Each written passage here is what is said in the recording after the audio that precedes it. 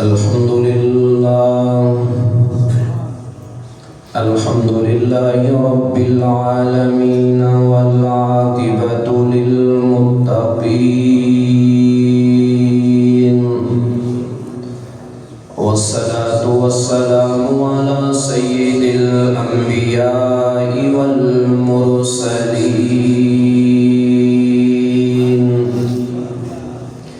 أما بعد فأعوذ بالله من الشيطان الرجيم بسم الله الرحمن الرحيم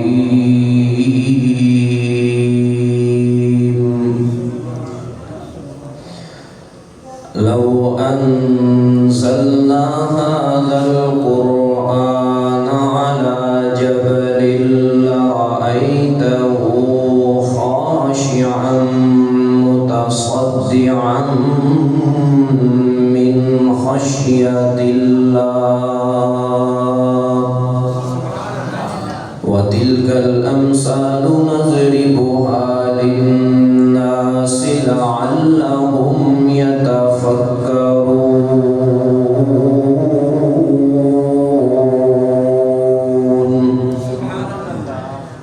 صدق الله العظيم وصدق رسوله النبي الأمين الكريم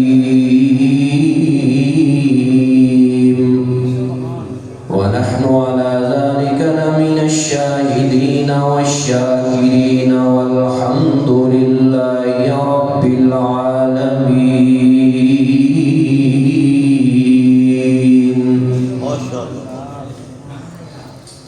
قال النبي صلى الله عليه وسلم الصيام والقرآن يشفعان للعبد يوم القيامة أو كما قال عليه الصلاة والسلام. اے قرآن تیرے چاہنے والے نہ رہے، اے قرآن تیرے چاہنے والے نہ رہے، جس کے لیے تو چاند تھا وہ ستارے نہ رہے.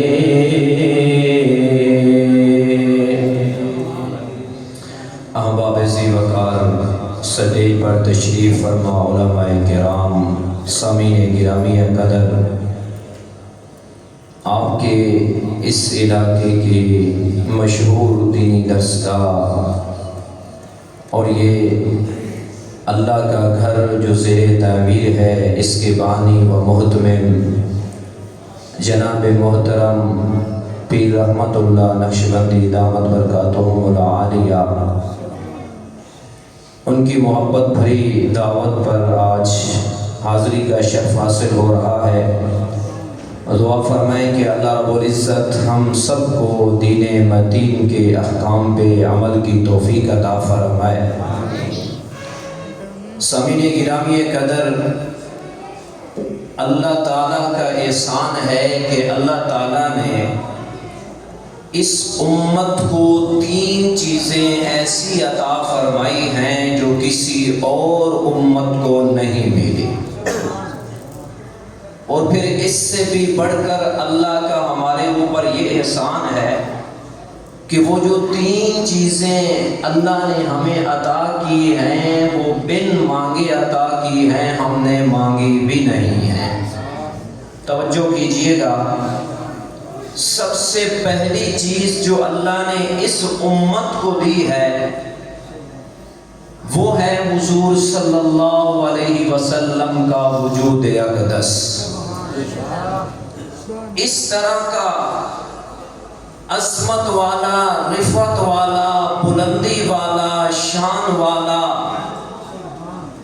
نبی اللہ نے کسی امت کو نہیں دیا جتنی عظمت اور بلندی والا نبی اللہ نے اس امت کو عطا کیا ہے.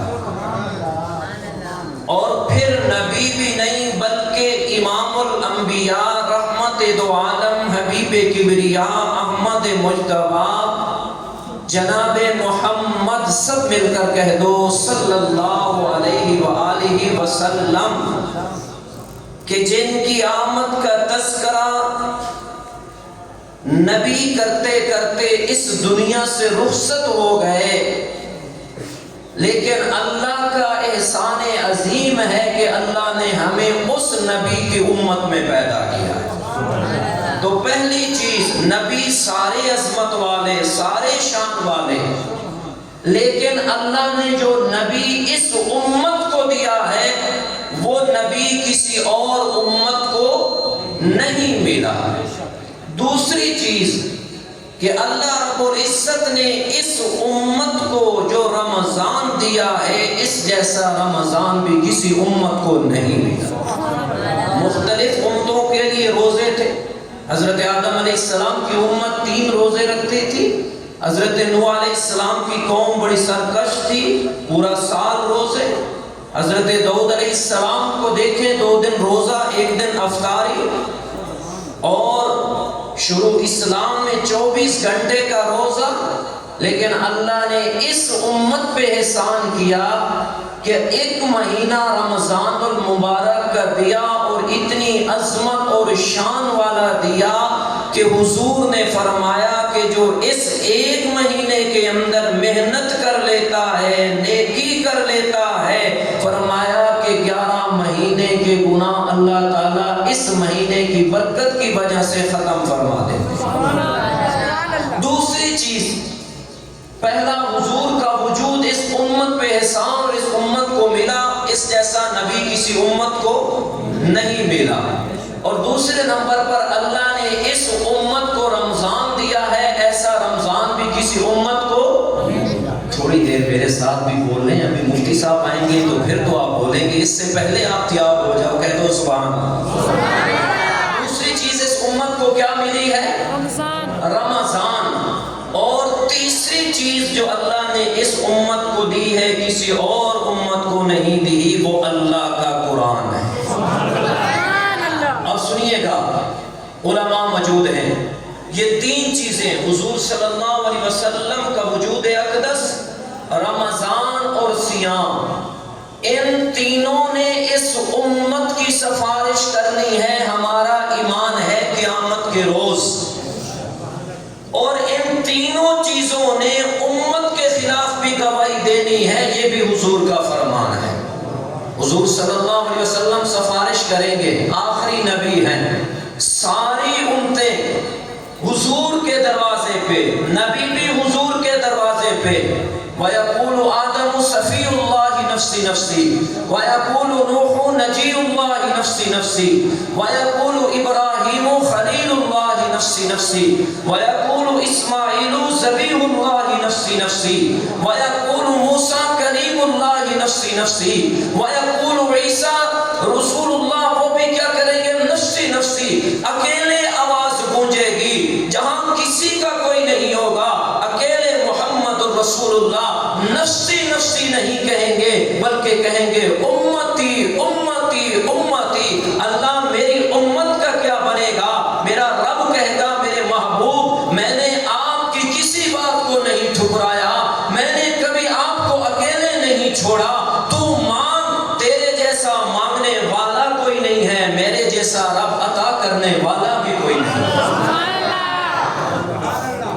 اللہ تعالیٰ فرمائیں گے کہ میرے محبوب مانگ، کیا مانگنا چاہتا ہے؟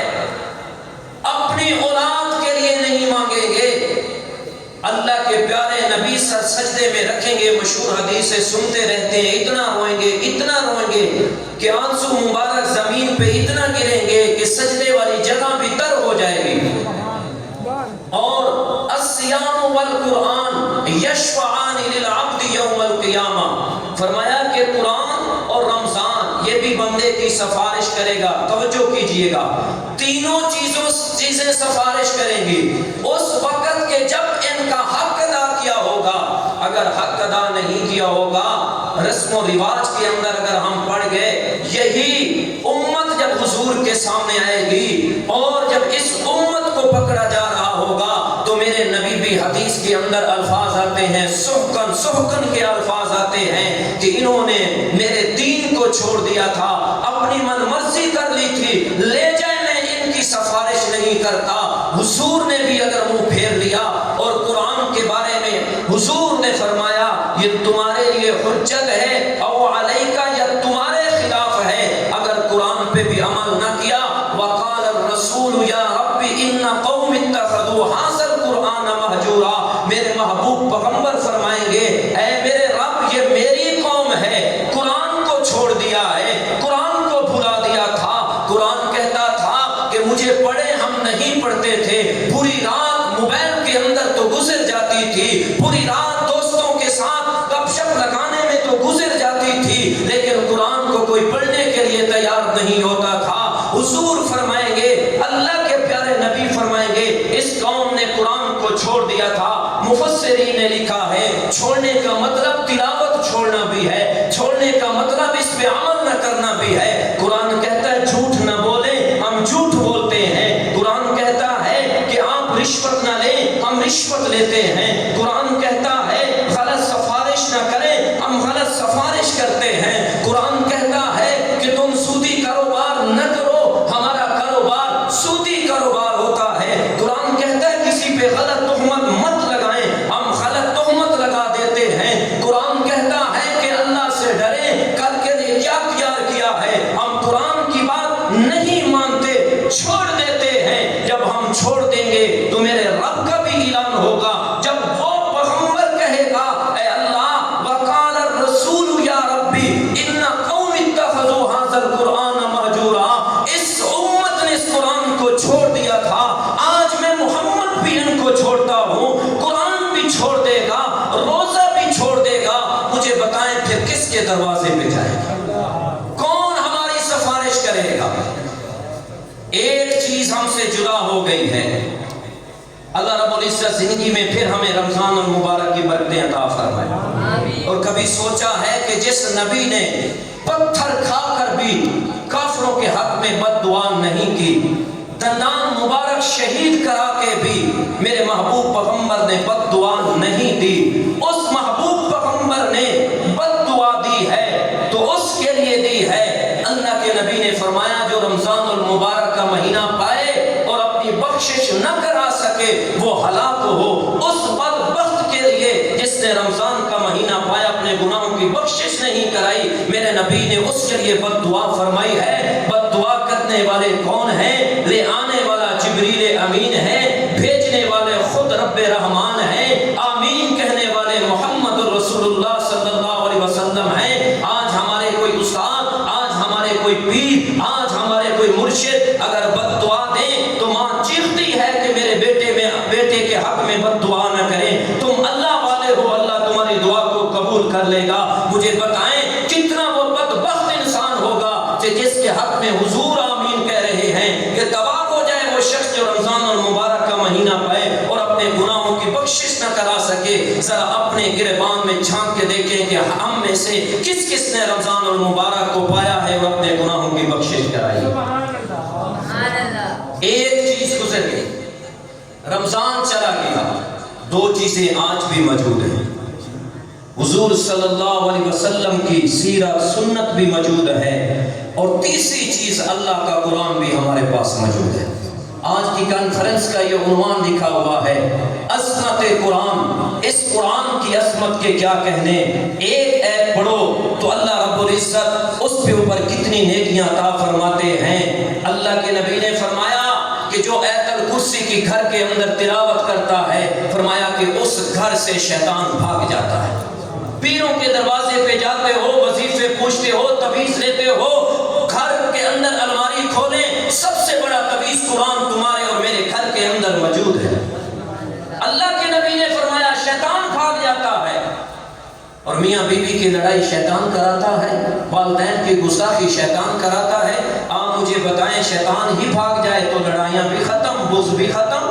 جب قرآن پڑھیں گے نہیں تو پھر لڑائیاں تو ہوں گی، شیطان موجود ہوگا۔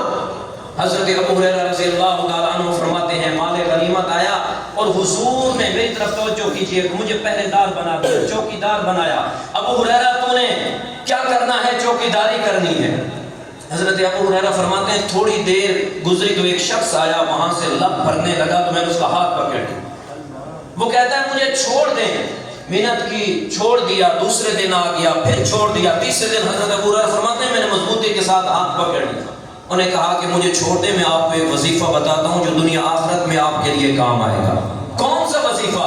فرمایا کہ قرآن مجید سورۃ بقرہ کے اندر ایک آیت ہے جسے آیت الکرسی کہتے ہیں، فرمایا اس کو پڑھ لیا کریں رات کو سوتے وقت، جو رات کو شخص سوتے وقت پڑھ لیتا ہے اللہ رب العزت اس سے شیطان کو بھی دور کر دیتے ہیں اور ایک چوکیدار فرشتے کو مقرر کر دیتے ہیں جو پوری رات اس کی نگرانی کرتا ہے۔ سبحان اللہ۔ حضرت ابو ہریرہ اٹھے اور سوال کی، یا رسول اللہ یہ معاملہ ہوا، اللہ کے نبی نے فرمایا کہ اے ابو ہریرہ تھا تو وہ جھوٹا شیطان تھا، لیکن آپ کو جو اس نے وظیفہ بتایا ہے سچ بتایا ہے۔ کون سا مشکل ہے؟ چلتے پھرتے اٹھتے بیٹھتے ایک آیت بھی ہم قرآن کی نہیں پڑھ سکتے؟ آئیے قرآن کے ساتھ محبت کریں، قرآن کو سینے کے ساتھ لگائیں۔ رب محمد کی قسم ہے قرآن اتنی وفادار کتاب ہے، ابھی انسان کا جنازہ، انسان کی جو چارپائی ہے وہ قبر پہ بعد میں پہنچتی ہے، قرآن پہلے قبر کے اندر پہنچ جاتا ہے۔ اور یہ قرآن ایسا ہے کہ اس کی ایک آیت کوئی تلاوت کرتا تھا، ایسا وقت بھی آیا تو اس وقت جو کافر لوگ ہیں وہ قرآن کی آیت سن کے کلمہ پڑھ لیتے تھے۔ اللہ کا جو ولی ہے وہ قرآن کی تلاوت کرتا ہے، ولی بنتا ہی تب ہے۔ حضور صلی اللہ علیہ وسلم نے فرمایا اس قرآن مجید کے اندر ایک 30 آیات والی سورت ہے، فرمایا جو اس کو پڑھتا ہے، یاد کرتا ہے، سینے میں محفوظ کرتا ہے، فرمایا کہ قبر کے اندر یہ روشنی کا انتظام کر دے۔ بلند آواز سے کہہ دو سبحان اللہ۔